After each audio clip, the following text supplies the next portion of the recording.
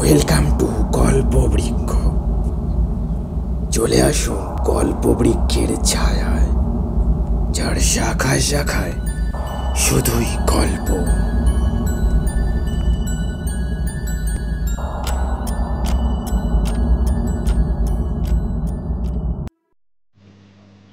নমস্কার, চ্যানেলে আপনাদের স্বাগত। আপনার তো অনেক গোয়েন্দার গল্প শুনেছেন, সত্যান্বেষীর গল্পও শুনেছেন। আপনারা কি কোনো ছোট গোয়েন্দার গল্প শুনেছেন? কিভাবে একটা খুদে গোয়েন্দা বাড়ির রহস্য সমাধান করে? যদি না শুনে থাকেন, শুনতে থাকুন আমাদের আজকের গল্প, সুধীর বেড়ার লেখা বুকুনের গোয়েন্দাগিরি। গল্পটি আমরা নিয়েছি সেরা গোয়েন্দা গল্প বইটি থেকে। কানে হেডফোন গুঁজে শুনতে থাকুন আমাদের আজকের গল্প, বুকুনের গোয়েন্দাগিরি।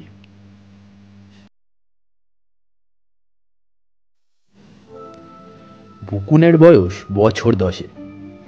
সব জিনিসে তার কৌতূহলের অন্ত নেই। স্কুলে যাওয়ার সময় আশেপাশে যা কিছু দেখে সব নিয়েই তার মনে হাজার প্রশ্ন। বাড়িতে মা তো উত্ত্যক্ত। মা হয়তো ভাতের ফ্যান গালছেন, বুকুন এসে জিজ্ঞাসা করে বসল, মা, আজ স্কুলে যাওয়ার পথে একটা বেগুনি রঙের পাখি দেখলাম, ওটার নাম কি? মা পাখি দেখেছেন, তবে বেগুনি রঙের পাখি তিনি কখনো দেখেছেন বলে মনে পড়ে না। তাই হাঁ হুঁ করে প্রায় সময়ই বুকুনের এইসব বিটখুটে প্রশ্নের উত্তর শেষ করতে হয়। বুকুন কিন্তু এইসব উত্তরে মোটেই খুশি হয় না। বুকুনের কৌতূহল ছাড়াও একটা জিনিসের ওপর ভীষণ উৎসাহ, তা হচ্ছে গোয়েন্দাগিরি। কোনো গোয়েন্দা গল্প পেলে সে গোগ্রসে গেলে, কোনো কিছু রহস্য সন্ধান করায় তার বিশেষ উৎসাহ।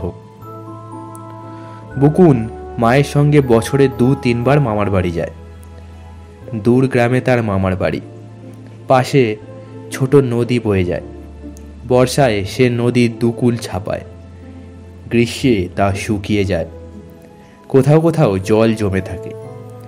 গ্রামের লোকজন তাতেই চান করে, বাসন মাজে, গরু ছাগলকে জল খাওয়ায়, হাঁসেদের ছেড়ে দেয় গেঁড়িগুলি খাওয়ার জন্য। সেবার বর্ষার সময় বুকুন মামার বাড়ি গেছে। সেদিন অঝোরে বৃষ্টি পড়ছিল ভোর রাত থেকে।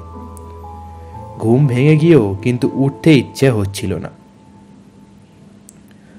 মা এর মধ্যে 2-1 বার উঠবার জন্য হেঁকে গেছেন। চারিদিকে বর্ষার শব্দের সঙ্গে গাছপাতার দোলার শব্দ কেমন যেন মোহময় এক জগৎ তৈরি করেছিল।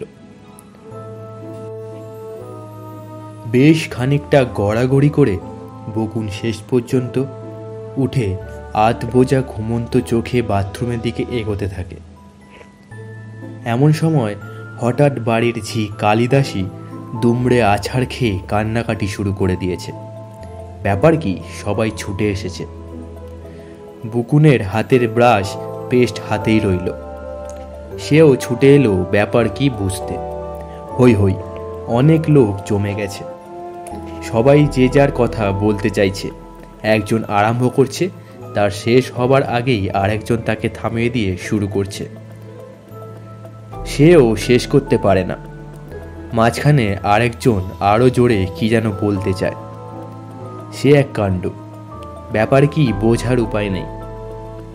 ঘণ্টাখানেক এইরকম ধুন্ধুমার অবস্থার পর বুকুনের যা বোধগম্য হলো তা এই: গতকাল মামা যে মাছ কিনেছিল তার বড় বড় বেশ কয়েকটা টুকরো ভেজে রাখা ছিল। আজ বাড়িতে নতুন জামাই আসবে, তার জন্য মাছের মুড়ো এবং ভালো টুকরোগুলো যত্ন করে চাপা দিয়ে রাখা ছিল। সকালে কালিদাসী বাসন মাজার সময় ঘর খুলে ঢাকা তুলে দেখে সে মুড়ো এবং 4-5 টুকরো মাছ নেই। কালিদাসী বহুদিনের পুরনো লোক, এ বাড়ির অভিভাবকের মতো। মামা চাকরি করে, মামিমা স্কুলে পড়ায়, কালিদাসী রান্না করে, ঘর গোছায়, অতিথি অভ্যাগত কুটুম্ব বন্ধুবান্ধব আদর আপ্যায়ন করে। ওকে সাহায্য করার জন্য একটা 12-13 বছরের ছোকরা আছে, নাম নারায়ণ। সে হাট বাজারে যায়, মাঠে জনমজুরের তদারক করে, তাদের পান তামাক পৌঁছে দেয়। ছেলেটা এমনিতে নিরীহ, উড়িষ্যা থেকে এসেছে, তবে উড়িষ্যি নয়, প্রবাসী বাঙালি। মামার অফিসের একজন সহকর্মী তাকে দেশ থেকে এনে দিয়েছে। ছেলেটাকে এমনিতে ভালো বলেই সবাই জানে, বাজারে টাকা পয়সা ওর কাছেই থাকে। কে মাছ খেলো এই নিয়ে কালিদাসীর খুব ভাবনা।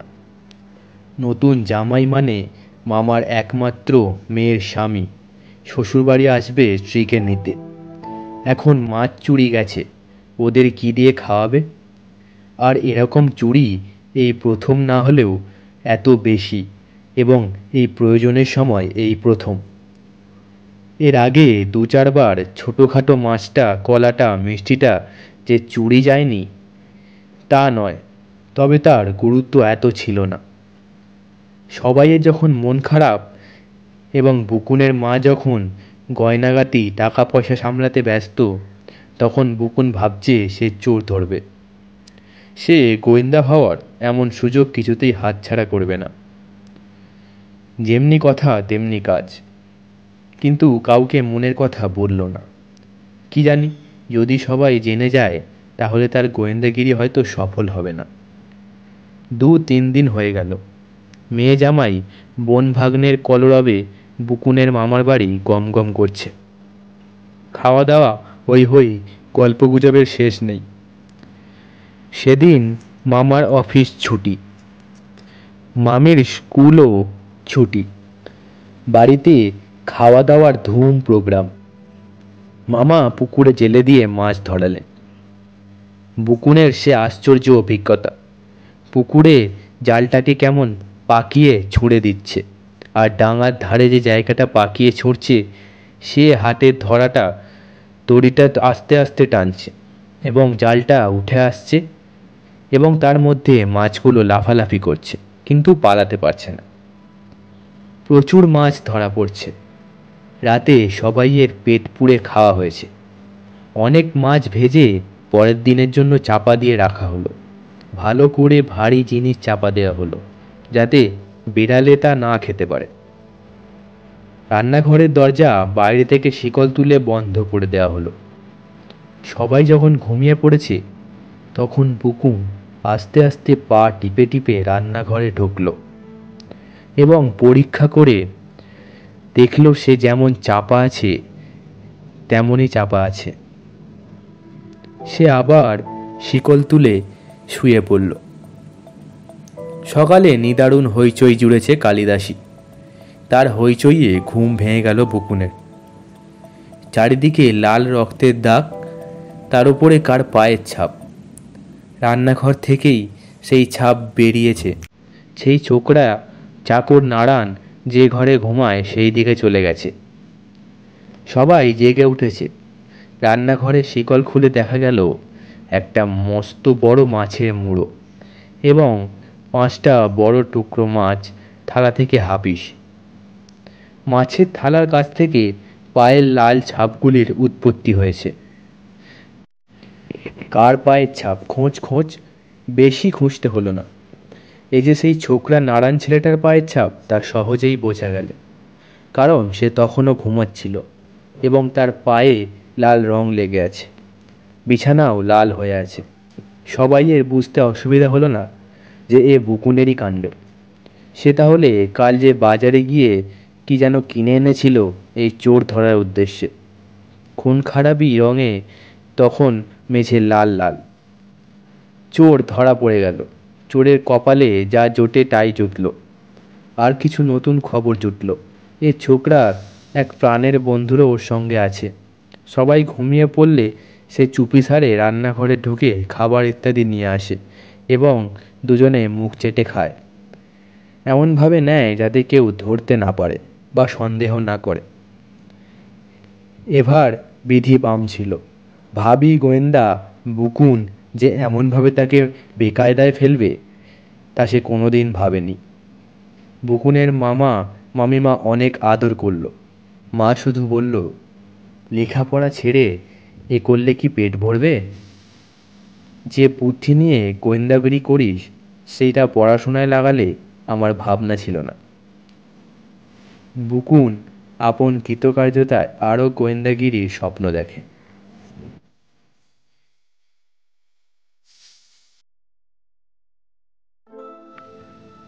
গল্পটা আপনাদের কেমন লাগলো কমেন্ট করে অবশ্যই জানাবেন এবং ভিডিওটিতে একটা লাইক দিতে ভুলবেন না।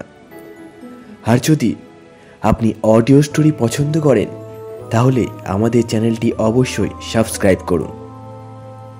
তো দেখা হচ্ছে পরের ভিডিওতে। আজকের জন্য এইটুকুই। গল্পটি শোনার জন্য অসংখ্য ধন্যবাদ।